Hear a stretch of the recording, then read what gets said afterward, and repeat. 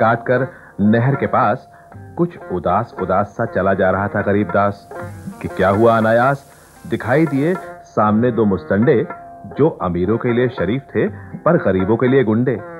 उनके हाथों में तेल पिए हुए डंडे थे और खोपड़ियों में हजारों हथकंडे थे।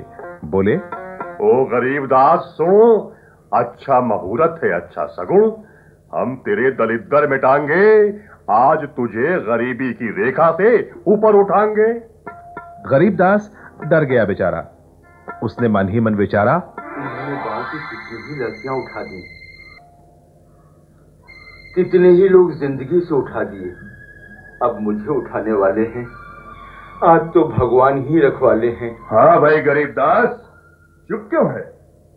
देख, मामला यूं है कि हम तुझे गरीबी की रेखा से ऊपर उठाएंगे, रेखा नीचे रह जाएगी, तुझे ऊपर ले जाएंगे। कितना ऊपर? एक बित्ता ऊपर। पर घबराता क्यों है? ये तो खुशी की बात है, वरना क्या तू और क्या तेरी औकात है? जानता है गरीबी की रेखा? हजूर, हमने तो कभी नहीं देखा। पगले, घास पहले नीचे रख ले। गरीबदास, तू आदमी मजे का है। देख, सामने देख, वो गरीबी की रेखा है। कहाँ है हजूर? वो देख, सामने बहुत दूर। सामने तो बंजर धरती है बेर साहब, यहाँ तो कोई हेमा मालिनी या रेखा नहीं है साहब। अच्छा, सामने देख, आसमान दिखता है? दिखता है। धरती दिखती है? दिखती है। ये दोनों जहां मिलते हैं वो लाइन दिखती है? दिखती है साहब, इसे तो बहुत बार देखा है। बस गरीबदास, यही गरीबी की रेखा है। 7 जन्म बीत जाएंगे, तू दौड़ता जाएगा, लेकिन वहां तक कभी नहीं पहुंच पाएगा। और जब पहुंच ही नहीं पाएगा तो उठ कैसे पाएगा? जहां है वहीं का वहीं रह जाएगा। लेकिन तू अपना बच्चा है और मुहूर्त भी अच्छा है, आधे से थोड़ा ज्यादा कमीशन लेंगे और तुझे गरीबी की रेखा से ऊपर उठा देंगे। गरीबदास, क्षितिज का ये नजारा हट सकता है, पर क्षितिज की रेखा नहीं हट सकती। हमारे देश में रेखा की गरीबी तो मिट सकती है, पर गरीबी की रेखा नहीं मिट सकती। गरीबदास भोला तो था ही, थोड़ा और भोला बनके बोला सहम के, क्या गरीबी की रेखा हमारे जमींदार साहब के चबूतरे जितनी ऊंची होती है? हाँ, क्यों नहीं बेटा, जमींदार का चबूतरा तो तेरे बाप की बपौती है। लेकिन करना क्या होगा? बताते हैं, अभी असली मुद्दे पर आते हैं। पहले बता, क्यों लाया है ये घास? हजूर, एक भैंस है हमारे पास। तेरी अपनी कमाई की है? नहीं हुजूर, जोरू के भाई की है। सीधे क्यों नहीं बोलता कि साले की है? मतलब ये कि तेरे ही कसाले की है। अच्छा, उसका एक कान ले आ काट के, पैसे मिलेंगे तो मौज करेंगे बांट के। भैंस के कान के पैसे? हजूर, ऐसा कैसे? ये एक अलग कहानी है भाई, तुझे क्या बतानी है। IRDP का लोन मिलता है, उससे तो भैंस को खरीदा हुआ दिखाएंगे, फिर कान काट के ले जाएंगे और भैंस को मरा बताएंगे। बीमे की रकम ले आएंगे, आधा अधिकारी खाएंगे, आधे में से हम कुछ बचाएंगे, बाकी से तुझे और तेरे साले को गरीबी की रेखा से ऊपर उठाएंगे। जान दे दूंगा पर कान ना देने का। हाँ, क्यों ना देने का? पहले तो वो काटने ही ना देगी, अड़ जाएगी। दूसरी बात ये कि कान कटे से मेरी भैंस की सोना बिगड़ जाएगी। हाँ। अच्छा, तो सो के चक्कर में कान ना देगा तो क्या अपनी भैंस को बीटी कंपटीशन में जापान भेजेगा? कौन से लड़के वाले आ रहे हैं तेरी भैंस को देखने की शादी नहीं हो पाएगी?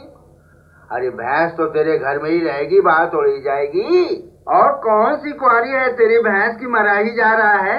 अबे कान मांगा है, मकान थोड़ी मांगा जो घबरा रहा है। कान कटने से क्या दूध देना बंद कर देगी या सुनना बंद कर देगी? अरे ओ करम के छाते, हजारों साल हो गए भैंस के आगे बीन बजाते, आज तक तो उसने डिस्को नहीं दिखाया। तेरी समझ में आया कि नहीं आया? अरे कोई पर थोड़ी काट रहे हैं कि उड़ नहीं पाएगा परिंदा, सिर्फ कान काटेंगे, भैंस तेरी ज्यों की त्यों जिंदा। खैर, जब गरीबदास ने साले को कान के बारे में बताया, कान में समझाया और एक मुस्तंडे ने तेल पिया डंडा दिखाया तो साला मान गया और भैंस का एक कान गया। इसका हुआ अच्छा नतीजा, गरीबी की रेखा से ऊपर आ गए साले और जीजा। 4000 में से 400 पा गए, मजे आ गए। एक एक धोती का जोड़ा, दाल आटा थोड़ा थोड़ा, एक एक गुड़ की थैली और एक एक बनियान ले ली। बचे खुचे रुपयों की ताड़ी चढ़ा गए और 10वें ही दिन गरीबी की रेखा के नीचे आ गए। ताड़ी में टुल साला बोला, जीजा, ये आखिरी गिलास बची है, इसे तू ही पी जा। ऐसी क्या बात है साले, एक बोतल और मंगा ले। पैसे ही नहीं है, कहाँ से मंगाऊंगा? जीजा, अब अपनी भैंस के पास में कौन सा मुंह लेके जाऊंगा? यहाँ पीने की आदत पड़ गई और उधर बिचारी की सो बिगड़ गई है। जीजा, मेरी भैंस पे रौनक तभी आएगी जब वो दूसरा कान भी कटवाएगी। तो साहब, दूसरे कान से फिर 4000 रुपए आए, लेकिन मुस्तंडों ने इनके हाथ में सिर्फ 200 टिकाए। 200 रुपयों ने 5 दिन तक गरीबी की रेखा से ऊपर के नजारे दिखाए और छठे दिन फिर रेखा की तलहटी में आए। वक्त कुछ दिन और खिसका, साले को लग चुका था चस्का। एक दिन मुस्तंडों के पास आया, रोया, गिड़गिड़ाया, हुजूर, संकट मिटा दो, एक बार फिर से गरीबी की रेखा से ऊपर उठा दो। गरीबदास के साले, अपनी खैर मना ले। तेरी भैंस के बस 2 ही कान थे, हम तो उन्हीं के कदरदान थे। उनका तो मिल चुका मुआवजा, अब और क्या रखा है, भाग जा। हुजूर, ऐसे ही नहीं आया हूँ, 2 कान और लाया हूँ। लाया है तो संकट मिटा देंगे, फिर से गरीबी की रेखा से ऊपर उठा देंगे। साले ने कपड़ा खोलकर कान दिखाए तो मुस्तंडे सकते में आए।